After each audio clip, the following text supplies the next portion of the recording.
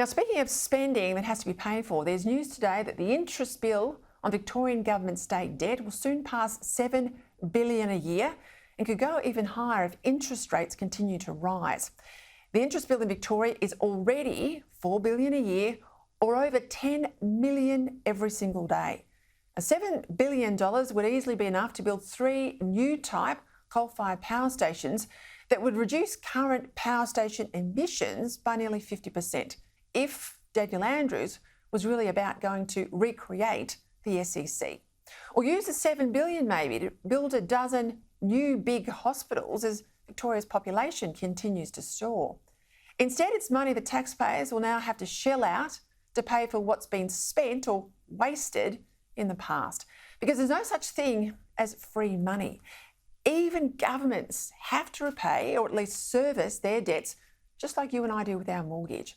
And that means interest payments take priority rather than more desirable things, just better infrastructure, more services, or better yet, how about some tax cuts? Since 2018, Victorian state government debt has blown out from 5% of gross state product to 19% today, to a forecast 25%, that's a quarter by 2026.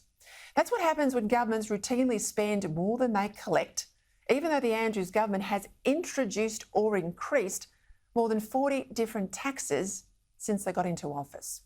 Debt interest in Victoria currently consumes nearly 4% of state government spending, and it's tipped to swallow up to 9% within 3 years.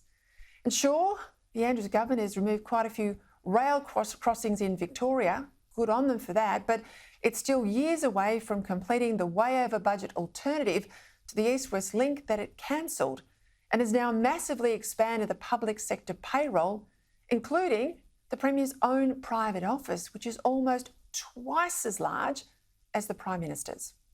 And that's even before we get into all the extra debt in Victoria, on its way to $165 billion in just 3 years.